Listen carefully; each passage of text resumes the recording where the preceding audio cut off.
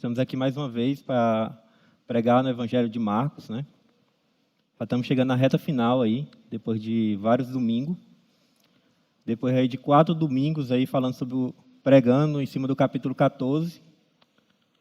Nós agora vamos começar o penúltimo capítulo do Evangelho de Marcos, que é o capítulo 15.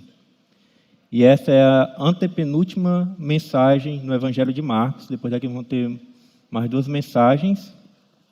O pastor Jandro no próximo domingo. E vamos finalizar com o pastor Dário. Eu queria que você curvasse sua cabeça nesse momento e vamos orar ao Senhor. Santo Deus e amado Pai, louvado seja o teu santo nome, Pai. Obrigado, Pai, pelo deleite da tua palavra no Evangelho de Marcos e a gente chegar até aqui. Foram palavras suas muito confrontadoras, que falou muito ao meu coração e eu acredito no coração da tua igreja. E que o Senhor ainda possa falar mais e mais nos nossos corações, Pai. Tanto nessa noite quanto nas 2 últimas mensagens, que possamos terminar esse evangelho mais parecido contigo, meu Deus. É que eu oro em nome do Senhor Jesus, amém. Domingo passado, o pastor Gildásio, ele falou que eu ia dar continuidade ao julgamento de Jesus, né? Ele falou sobre o julgamento religioso de Jesus, e nesse domingo eu ia falar sobre o julgamento político de Jesus. Então, o título da mensagem dessa noite é A Condenação de um Inocente, parte 2, e hoje a gente vai ter a sentença de Jesus. A gente viu que depois da narrativa de traição de Pedro, e a gente viu o julgamento injusto que Jesus sofreu pelo Sinédrio, agora a gente vai retornar esse julgamento, e agora diante de Pilatos. E eu gostaria que os irmãos abrissem a Bíblia em Marcos, capítulo 15, versículos de 1 a 15.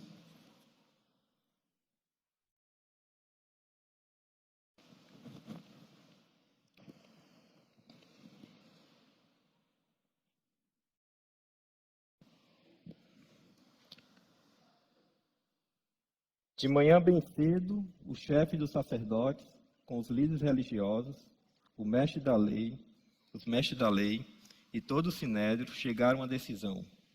Amarrando Jesus, levaram e entregaram a Pilatos.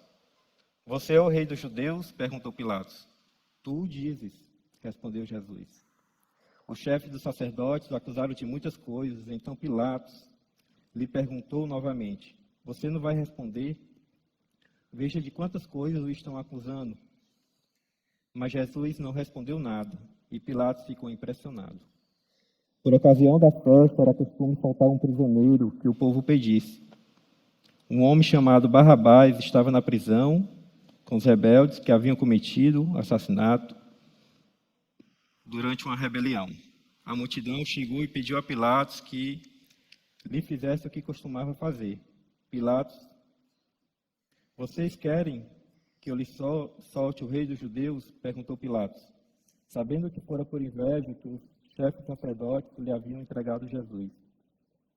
Mas os chefes sacerdotes incitaram a multidão a pedir que Pilatos, ao contrário, soltasse Barrabás. Então, o que farei com aquele a quem vocês chamam o rei dos judeus? Perguntou-lhes Pilatos. Crucifico, gritaram eles. Por quê? Que crime ele cometeu? Perguntou Pilatos. Mas eles gritavam ainda mais, crucifico. Desejando agradar a multidão, Pilatos soltou Barrabás, mandou açoitar Jesus e o entregou para ser crucificado. O que veremos hoje é que, mesmo admirado pela falta de defesa de Jesus, diante das falsas acusações que ele vem sofrendo, Pilatos age de forma covarde e agrada o povo, condenando o inocente e libertando o culpado. E o que Deus falou no meu coração sobre o que a gente vai ver hoje é que o Rei dos Reis, o Senhor Jesus, ele é o servo sofredor que recebeu a condenação injusta em favor da nossa culpa, né? Da minha culpa, da sua culpa, da nossa culpa. E o primeiro ponto que veremos é que a atitude do inocente, Jesus, deixa Pilatos admirado. Nos versículos de 1 a 5, fala assim: de manhã bem cedo, os chefes dos sacerdotes, com líderes religiosos, o mestre da lei e todo o sinédrio chegaram à decisão. Amarrando Jesus, levaram e entregaram a Pilatos. Depois de fazer um julgamento ilegal durante a noite, os chefes dos sacerdotes, para tentar tornar a coisa legal daquilo que eles têm feito, que eles fizeram, eles se reúnem aí já de manhãzinha cedo, né? Entre 5 e 6 horas da manhã, para fazer tipo uma legalidade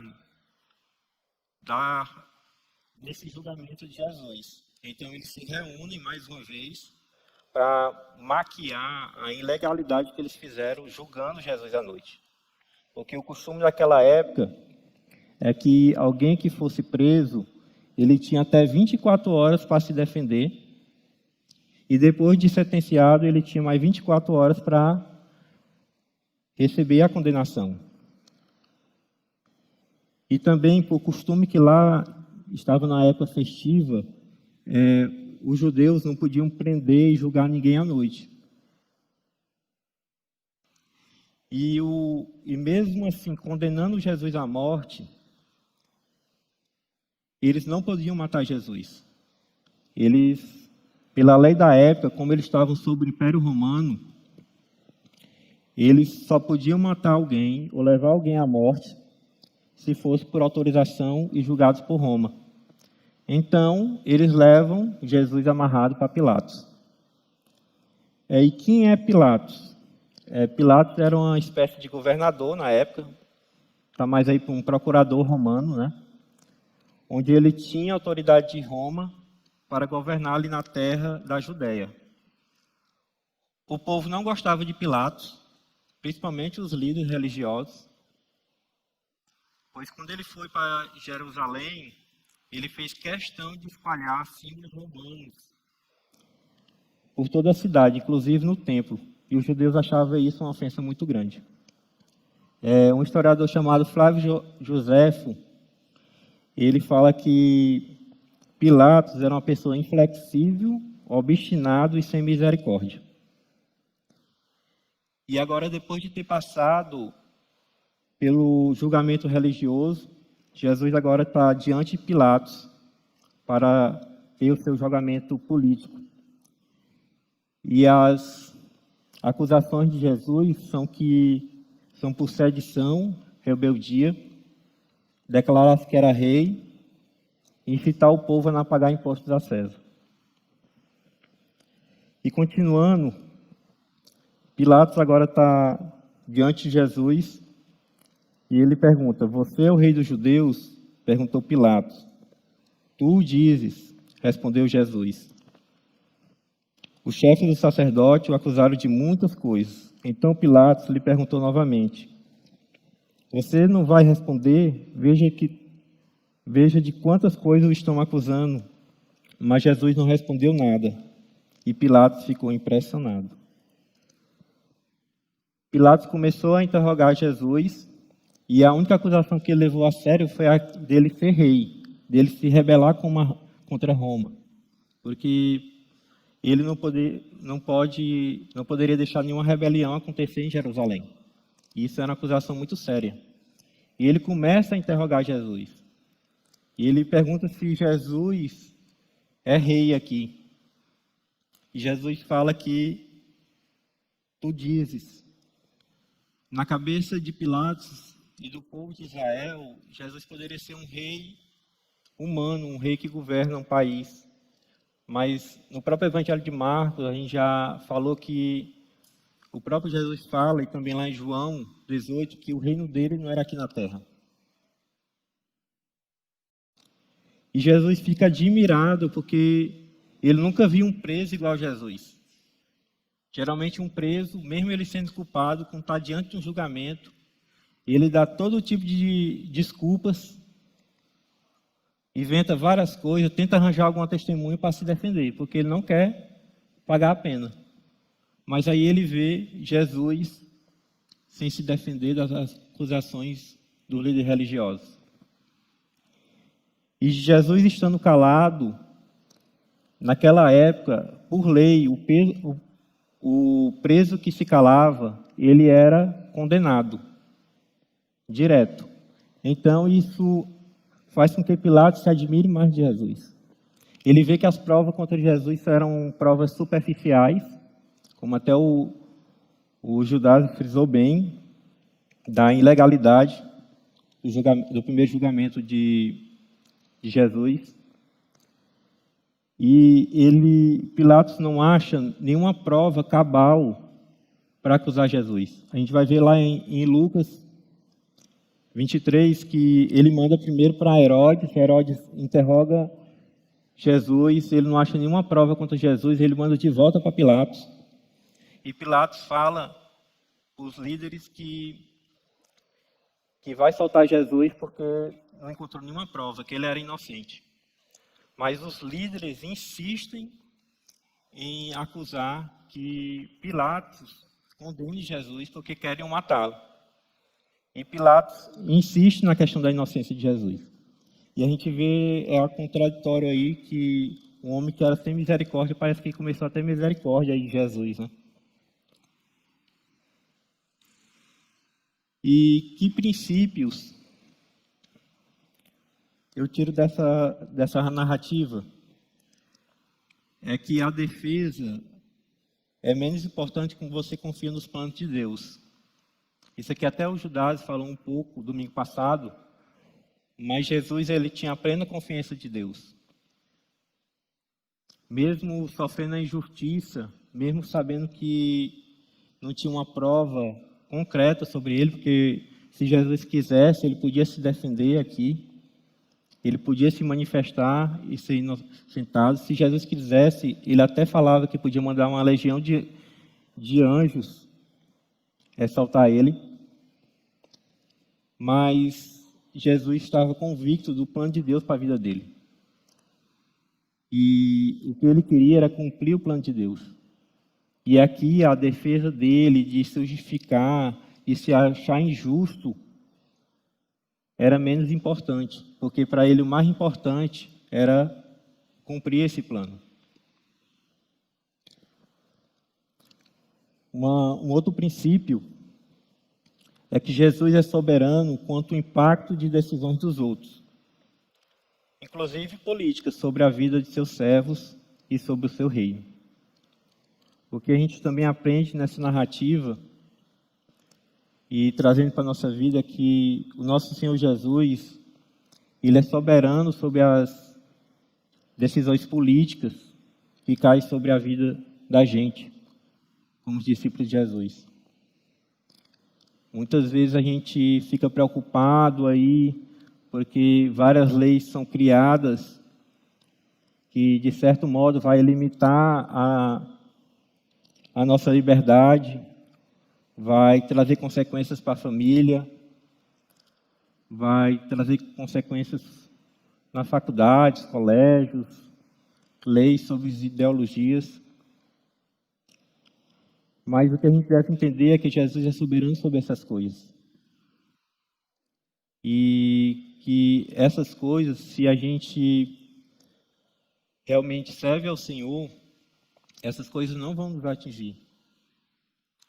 Ao contrário, a gente deve permanecer fiel ao Senhor, sabendo que o plano de Deus é perfeito.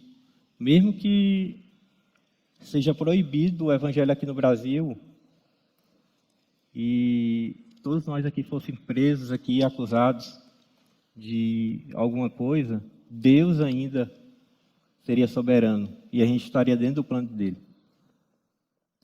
Muitas pessoas ficam impressionadas com Jesus, mas nunca se prostraram diante dele e o adoram como Senhor. Aqui a gente vê que Pilatos, diante da atitude de Jesus, ele fica impressionado, né? Mas Jesus não respondeu nada e Pilatos ficou impressionado com a atitude de Jesus. Mas ficar impressionado com Jesus, impressionado com aquilo que ele fez, com os milagres dele, com aquilo que ele pode fazer, isso não quer dizer nada se você não entregar a vida para ele. Ficar impressionado porque Jesus ele faz coisas grandes, porque Jesus é um bom mestre, porque é um sábio. Isso não faz você mudar seu coração. Isso não faz você ter uma vida com ele.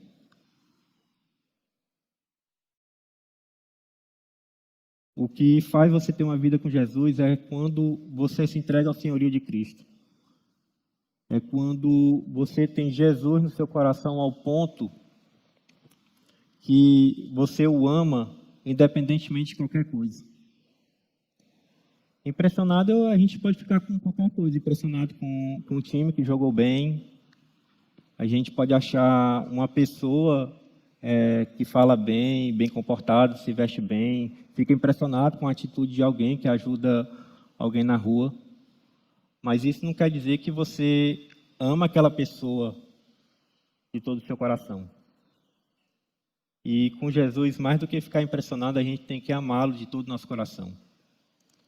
E aqui não foi o caso de Pilatos. O modo que Jesus enfrentou a injustiça é um exemplo para ser seguido por todos nós, também quando sofremos. Judas até falou um pouco disso, sobre isso, domingo passado, e a gente vê também aqui nessa narrativa, é que o exemplo de Jesus me ensina a passar pelo sofrimento quando eu estou sofrendo injustiça. Quando eu sou acusado por falsas acusações, quando eu sofro algo que me traga perdas. E Jesus está nos mostrando aqui que, se entendermos o plano dele, o plano de Deus em nossas vidas, vamos responder biblicamente quando a gente sofrer injustiça, quando a gente estiver sofrendo alguma coisa. Quando sofremos injustiças, nossos sentimentos e decisões devem mostrar a convicção do controle de Deus. Quando sofremos injustiça, nossos sentimentos e decisões devem mostrar a convicção do controle de Deus. A gente deve clamar ao Senhor: Senhor, o que é que o Senhor quer falar comigo diante daquilo que eu tenho passado? A gente pode, ao sofrer injustiça, a gente pode até manifestar nosso desacordo. Dizer, eu não concordo porque eu estava passando pela Mega Rosa e veio um cara na contramão e bateu no meu carro, mas agora eu que estou sendo processado. Ele que foi o culpado, mas ele disse que eu que errei a curva, eu não estava vendo ele, então ele vai lá e me processa. E eu posso manifestar meu desacordo com um tipo dessa de injustiça. Mas eu devo estar disposto a sofrer a injustiça como Cristo, se for preciso. Se for preciso que eu pague o conserto do carro, mesmo que eu ache que não fui eu o culpado, eu vou pagar. Porque era isso que Cristo faria. E a gente pode ter vários tipos de injustiça que a gente pode passar na vida. E a gente deve buscar nossos direitos. Mas buscar nossos direitos não deve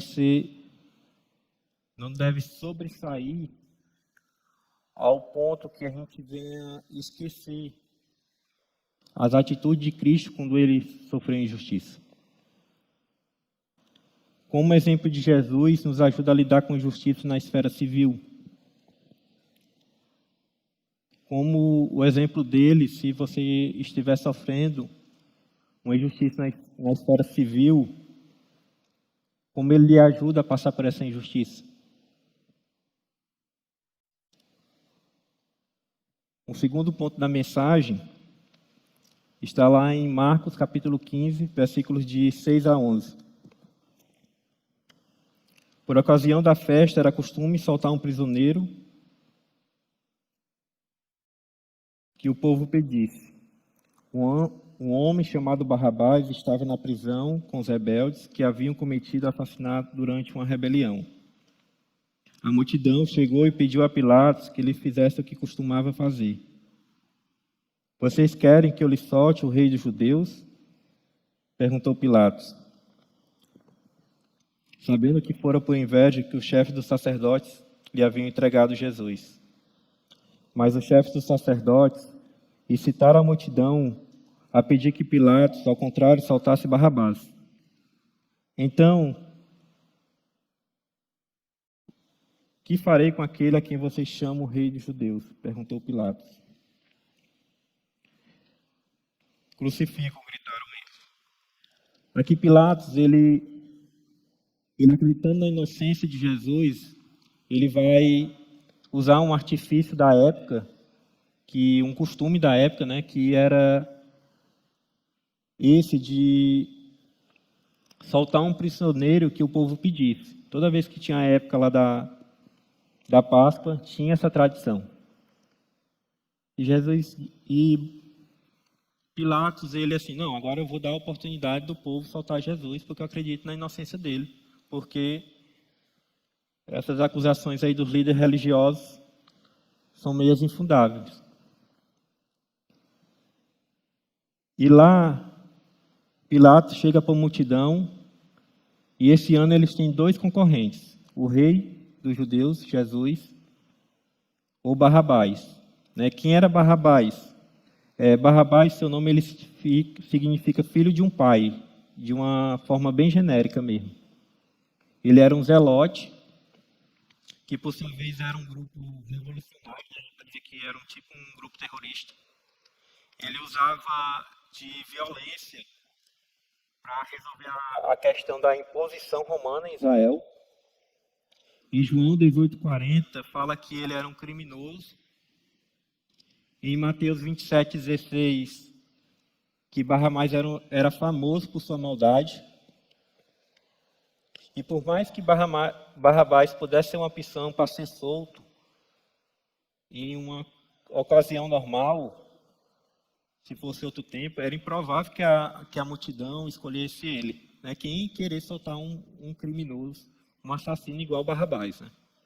Pelo menos era isso que Pilatos pensava. E Pilatos dá essa escolha para a multidão. Mas o que acontece é que os líderes religiosos começaram a incitar o povo a escolher Barrabás. Então, o povo que há menos de uma semana atrás, acho que mês passado, a gente pregou sobre isso, aclamava Jesus na entrada de Jerusalém e gritava, Hosana, bendito é aquele que vem no nome do Senhor, agora está frente ao palácio de Pilatos, pedindo que Barrabás fosse solto. Um povo que antes estavam clamando, louvando e adorando ao Senhor, agora preferem soltar um assassino do que soltar Jesus. Eles preferem um filho de um pai do que um filho do pai, né, o filho de Deus. Eles preferem um assassino do que o autor da vida. Eles preferem um criminoso ao invés do santo, o pecador ao invés do justo. E que princípios essa passagem me ensina, meus irmãos? Eu devo desconfiar do meu julgamento se ele é favorável a alguém que é simpático. Aqui no caso da narrativa, para os líderes religiosos, era mais simpatizante para eles soltar Barrabás, porque eles queriam a condenação de Jesus. Eles queriam ver Jesus morto. Então, eu devo desconfiar também do meu julgamento se ele é favorável a alguém que me é simpático. Eu devo desconfiar quando eu julgo uma pessoa só porque eu acho que ela é simpática, porque eu tenho algum interesse. Uma outra verdade que eu vejo aqui, isso aqui é contrapondo a um dizer que a gente tem, né? Que a voz da multidão nem sempre é a voz de Deus. Né? Porque tem um ditado que diz que a voz de Deus é a voz da multidão. E o que a gente vê aqui nessa passagem é que a voz da multidão nem sempre é a voz de Deus. A multidão pode até fazer algo certo que a Bíblia fala, mas nem sempre a voz da multidão é a voz de Deus. Por mais que a maioria tenha a mesma opinião, isso não significa que determinada ideia esteja correta, e muito menos que seja aprovada por Deus. Só porque uma multidão tem a mesma opinião e todo mundo está nessa onda de fazer a mesma coisa que a multidão fala, como a gente vê muito aí nesse mundo, isso não quer dizer que essa ideia que está sendo propagada é uma verdade bíblica. O que a gente tem é que recorrer para a palavra e analisar se aquilo que a multidão tem clamado, tem pedido, realmente está na Bíblia. E um outro princípio que eu tiro é que os pecadores são libertados porque aquele que não tem pecado dá a vida como resgate por eles. Jesus, o inocente, sem nenhum pecado, ele deu a vida dele pelo pecador. E aqui não foi... E Jesus, ele deu a vida pelo pecador, foi condenado pelo pecador, não foi por causa de Barrabás. Não foi porque os líderes religiosos condenaram eles. Não foi porque Pilatos deu a sentença final. Isso aqui tudo aconteceu dentro da vontade de Deus. Mas Jesus fez tudo isso, foi condenado por causa do meu pecado. Por eu ser pecador, Jesus se condenou por minha culpa. Umas aplicações é quando se trata de alguém que você gosta, você tem facilidade de confrontar, repreender e disciplinar? Quando você gosta muito da pessoa, quer ser seu amigo do peito mesmo. Você tem facilidade de confrontar, repreender e disciplinar essa pessoa? Ou você fica assim, cabaleando, diz, não, é meu amigo, eu não quero perder a amizade, então não vou exortar, porque senão ele vai ficar com raiva de mim. Podemos continuar sendo amáveis com pessoas afins, mas isso não deve impedir que seus pecados sejam piedosamente tratados. Ou seja, mesmo aquele amigo meu do peito, aquele amigo que eu gosto, aquele irmãozinho santo, mesmo que ele traga benefícios para mim, cuide de mim, por amor a Deus, eu devo exortá-lo e tratar o pecado que ele tem feito. Eu devo tomar decisões com base naquilo que a palavra de Deus diz, e não porque todo mundo está fazendo ou porque a maioria diz para fazer. Isso aqui é algo importante, porque o que a gente vê nesse mundo é que até decisões de juízes, como a gente vê em noticiários, têm sido dadas por causa da pressão popular. Hoje existe um júri ferrenho da população. Eu estava, essa semana, passando olhando a rede social. Aí eu não vou falar qual é o caso, mas teve uma mulher lá que empregou mal lá uma palavra. Aquela mulher, ela sofreu veementemente pelo júri popular. Começaram a compartilhar só a frase, sem pegar o contexto do vídeo, e começaram a publicar, e o pessoal já foi logo condenando. E tinha gente que... E o que a gente via? É que o pessoal começou a condenar, e os outros pessoal nem lia direito a matéria, já foi logo condenando também. E teve uma pessoa até que falou, gente, não é bem assim e tal. Se vocês querem realmente saber o que foi que aconteceu, assiste um vídeo na íntegra. Mas não, o pessoal só pegava a frasinha lá sem contexto e começava a condenar, falavam várias coisas, nenhum atrás. O que a multidão falava, entrava mais alguém e eles faziam. E a gente tem que tomar cuidado com isso. A gente deve tomar decisões com base no que a palavra de Deus fala. E não porque todo mundo está fazendo. Não é porque está na moda agora eu me divorciar, porque hoje a moda é incompatibilidade de genes, né? Porque o pessoal fala que é incompatibilidade de genes. Então, o senhor, a moda é essa. Então, eles têm os estudos e tudo. Então, eu vou me divorciar. Porque está na moda, o pessoal agora, não, se ela não está me fazendo feliz, eu vou divorciar. A moda agora é que eu posso fazer tudo o que eu quero, tudo me é permitido.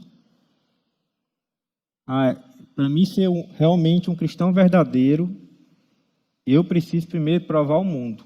Porque como é que eu vou saber enfrentar os meus pecados se eu não experimentar qualquer coisinha do mundo? Essa é a moda que o pessoal tem plantado. Mas isso é contra a palavra de Deus. Não é só porque uma boa parte da maioria da população faz isso que eu devo fazer. E o terceiro ponto da mensagem está lá nos versículos de 12 a 15. E aqui mostra a atitude apática e covarde de Pilatos, que condena o inocente. Então, que farei com aquele a quem vocês chamam rei dos judeus? Perguntou-lhes Pilatos. Crucifico, gritaram eles. Por quê? Que crime ele cometeu? Perguntou Pilatos. Mas eles gritavam ainda mais, crucifica-o. Desejando agradar a multidão, Pilatos soltou-lhes Barrabás, mandou açoitar Jesus e entregou para ser crucificado. E aqui, meus irmãos, Pilatos, ele cede à pressão popular. Ele cede à chantagem dos líderes religiosos. Ele aqui com o seu jogo político, né, eu posso querer agradar Jesus soltando ele, mas tem uma população que me odiava, tem uns líderes religiosos que me odiavam pelo aquilo que eu fiz. Então seria bom eu ficar um pouquinho bem na fita. Né? Ele sabia que Jesus era inocente, que não tinha nenhuma culpa, mas aqui ele cede à pressão popular, ele resolve rejeitar o Filho de Deus, ele resolve desagradar a Deus e agradar aos homens. E Pilatos acaba se curvando à vontade do povo. Mas mesmo Jesus aqui sendo condenado, tudo isso que aconteceu não fugiu das profecias. A gente vê lá que, em próprio Marcos, que fala que tudo estava dentro do controle de Deus, com suas profecias. Cumpra-se a predição de Jesus, gentios hão de açoitá-lo. E a profecia de Isaías, que fala que Deus entregou seu servo por nossos pecados. E lá em Atos 2:23, a gente vê que depois da ressurreição, os discípulos finalmente entendem que a morte de Jesus está de acordo com o desígnio de Deus. E que implicações eu tiro e princípios desse texto para a minha vida? Minha imagem e valor não pode estar acima do meu temor a Deus. Aqui a gente vê Pilatos, ele preocupado com a imagem dele. A imagem que ele ia ficar do povo lá, porque era uma multidão. E se a gente levar em conta que estava no período festivo lá em Jerusalém, que estava mais do que o dobro da população, tinha muita gente lá. E Pilatos, querendo preservar a imagem dele, ele resolve ceder à pressão e fazer aquilo que o povo pedia. Então, meus irmãos, minha imagem e valor não pode estar acima do meu temor a Deus. Quando o meu foco é agradar os outros, eu rejeito o próprio Deus. Quando o meu foco é agradar fulano, fazer as vontades deles, mais do que fazer a vontade de Deus, eu estou rejeitando o próprio Deus, assim como Pilatos fez. Uma boa demonstração do nosso temor ao Senhor é não ceder à pressão de agradar as pessoas de quem dependemos. Uma boa demonstração do nosso temor ao Senhor é não ceder à pressão de agradar as pessoas de quem dependemos. É só porque uma pessoa está pedindo para você que você depende dela, mas se essa pessoa está pedindo algo que é contra a palavra de Deus, uma boa maneira de você demonstrar temor ao Senhor é você não cedendo a ela, mas fazer aquilo que Deus espera que você faça. Eu adoro a Cristo na prática cada vez que eu desconfio de decisões movidas por meus interesses pessoais, paixões carnais, e me atento aos sinais lógicos da sua vontade. Eu adoro a Cristo na prática cada vez mais que desconfio de decisões movidas por meus interesses pessoais, e me atento aos sinais lógicos da sua vontade, né? A gente vai adorar realmente Cristo na prática quando eu desconfiar dos meus interesses, né? Eu tenho que colocar meus interesses diante do Senhor. E, Senhor, passa aqui pelo seu crivo, se realmente aquilo que eu tenho tido interesse, se realmente é da tua vontade. Devemos sempre agir com justiça e não por conveniência. Não devemos valorizar mais as opiniões dos homens e o temor dos homens do que a justiça e fazer a vontade de Deus. Eu me lembro que quando eu me converti, isso fez toda a diferença na minha vida.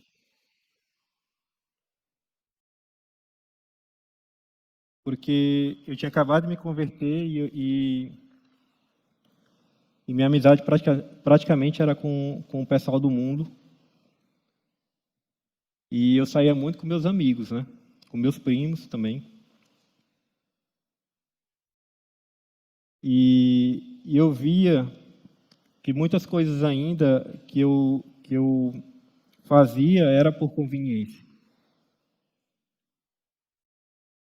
Que muitas coisas que moviam meu coração era por atender às opiniões que eles me davam, né? E eu tinha ainda muito temor no meu coração quando eu me converti. E eu me lembro que na época quando eu me converti, esse mesmo texto falou muito no meu coração em relação a isso, ao temor de homens, a opinião alheia, né? E realmente eu fazia a vontade de Deus. E uma última implicação e princípio que eu aprendo desse texto é que a salvação se dá por meio da misericórdia de Deus em condenar o justo Jesus, para que os injustos se tornem justos. A salvação nossa se deu pela misericórdia de Deus. Ele condenou o justo Jesus para que o injusto eu se tornasse justo. Jesus me justificou. Como eu devo aplicar isso na minha vida? Eu devo aceitar que minha crítica ou não confrontação ao pecado no amigo de trabalho, colégio ou faculdade cause redução do meu prestígio. Eu devo estar disposto a pagar o preço por aplicar a justiça de Deus, a fazer a vontade de Deus, mesmo que cause redução do meu prestígio no ambiente que eu estou. Se é no meu trabalho, se é na minha escola, na faculdade. Mas que eu não possa ser levado em agradar as pessoas, mas para agradar a Deus. Eu me lembro que teve um irmão que, querendo fazer a vontade de Deus, teve greve lá no no local de trabalho dele, né? Que esse irmão entregava até carta. Mas ele falou, não, por saber a vontade de Deus, eu não vou gravar. E eu acho que eu me lembro que ele compartilhou comigo, quando ele compartilhou isso com o pessoal lá, no primeiro momento, acho que no primeiro ano que ele começou a trabalhar nos Correios, eu acho que o pessoal quase bate nele. Ele ainda criou um pouquinho de antipatia lá do povo, porque ele fez isso, né? Mas ele estava disposto a fazer a vontade de Deus, mesmo que ele sofresse lá injustiça, né? Mesmo que o pessoal colocasse ele lá para fora, mas ele estava disposto a fazer a vontade de Deus. Em que situações você foi injusto para com Deus para não perder o prestígio perante as pessoas? Acho que essa aqui é uma pergunta para a gente se autoexaminar, né? Em que situações você foi injusto para com Deus para não perder o prestígio perante pessoas? Você lembra de alguma situação em que a opinião de outros o impediu de agradar ao Senhor? No dia a dia, suas decisões têm como foco agradar a Deus ou aos homens, né? Teu dia a dia, quando você já amanhece, teu foco no trabalho, na faculdade, né? Mesmo assim, no colégio, mesmo online, né? Eu sei que alguns colégios, acho, particulares já voltaram. Ou até mesmo aqui na igreja, teu foco, quando você faz alguma coisa, é para agradar alguém, agradar o pastor, ou seu líder, ou chefe de ministério, ou realmente você faz aquilo é para agradar a Deus? Quando eu busco a qualquer custo comprar um bem, ter um casamento ou algo mais, me cego para sinais lógicos do risco que estou correndo. Mas se eu, ao perceber o extremo desejo, eu prefiro dar um passo atrás e verei com clareza as armadilhas. Às vezes a gente está tão cego com nossos desejos, nossos anseios, que muitas vezes a gente acaba não vendo sinais lógicos de Deus nos mostrando que aquilo está errado. Pastor, às vezes acontece isso, né? A gente vai aconselhar alguém e tem sinais lógicos que aquele namoro não tem nada para acontecer, dar certo, mas lá está o pessoal lá apaixonado, se entregando veementemente, e fala, não, tá, é tudo dentro da vontade de Deus. Mas esses casal demonstra sinais lógicos que não tem nada para dar certo. E o que acontece muitas vezes é que a gente vê realmente Deus abrindo os olhos dessas pessoas e eles terminando o relacionamento antes do casamento, ou a gente vê pessoas que só descobrem isso depois do casamento.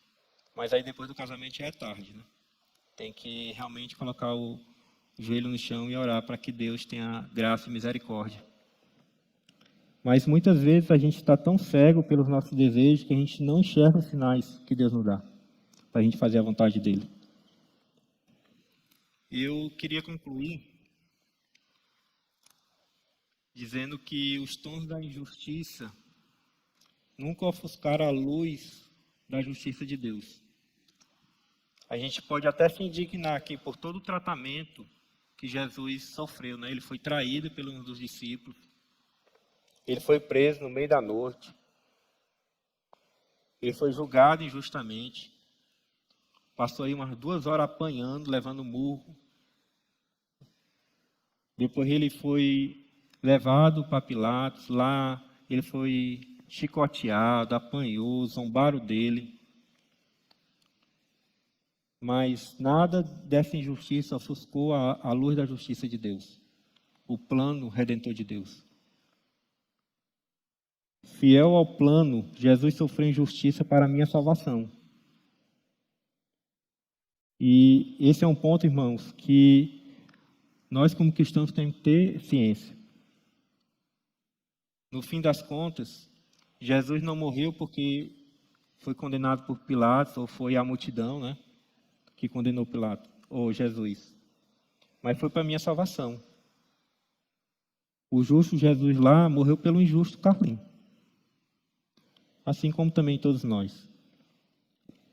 A justiça de Deus se faz livrando o condenado pela morte do inocente. Deus, pela sua justiça, ele livrou o condenado pela morte do inocente. Foi isso que aconteceu no caso de Jesus e Barrabás. Foi assim que aconteceu com Jesus comigo. Feliz é aquele que pode ser grato por ter sido absolvido de todo o pecado, mesmo que pela morte do inocente.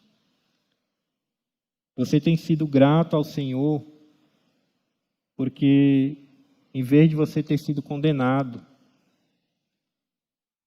Ele morreu por você. Isso lhe traz gratidão ao Senhor.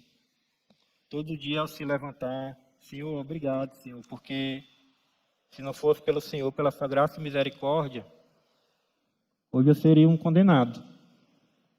Mas estou bem aqui, levantando mais uma vez pela tua graça, pelo teu amor. E hoje eu tenho livre acesso ao Senhor porque o seu filho morreu por mim. Ele foi condenado a meu favor. O preço que era para me pagar, Jesus pagou.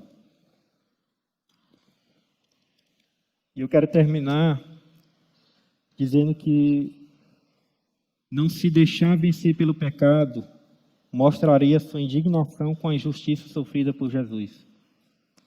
Então, meus irmãos, por graça e louvor ao Senhor, não se deixe vencer pelo pecado. Toda vez que você se deixa vencer pelo pecado, você está mostrando, até indiretamente, a sua indignação com a injustiça sofrida por Jesus. Mas se você não se deixar vencer pelo pecado, você está mostrando sua indignação com a injustiça sofrida por Jesus. E um outro ponto importante é que você vê as pessoas que são injustas com você, mostra que você é igual a Cristo. Toda vez que você que é líder de célula, que você liga todo dia para os seus liderados, ou toda semana, aí você faz isso, faz aquilo e tudo. Aí vem um irmãozinho, ele tem um problema, aí ele começa a se desviar da igreja, a primeira coisa que ele fala, não, o problema foi meu líder, que nunca cuidou de mim. Eu sei que isso não aconteceu, eu sei que isso nunca aconteceu com nenhum líder aqui da Glória, né? De algum membro da célula falar que saiu da igreja porque o líder que não cuidava. Ou está cometendo pecado porque não cuida. Ou que aquele irmão falar mal de você. Sirva essas pessoas. Sirva essas pessoas que foram injustas com você. Porque você fazendo isso, você será igual a Cristo. Amém, meus irmãos? Queria que vocês colocassem de pé. Queria também que você que está nos ouvindo aí pela internet, também se colocasse de pé onde você está, no sofá, na cama. Que você curvasse sua cabeça, para a gente fazer uma oração agora.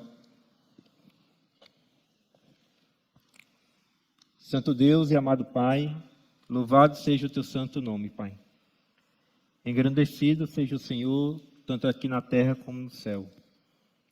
Que o Senhor, meu Deus, possa nos ajudar, Pai, a seguir teu exemplo diante das injustiças. Que possamos ser instruídos pela tua palavra e não pelo aquilo que a maioria do mundo diz. Que possamos agradar ao Senhor em vez de agradar homens.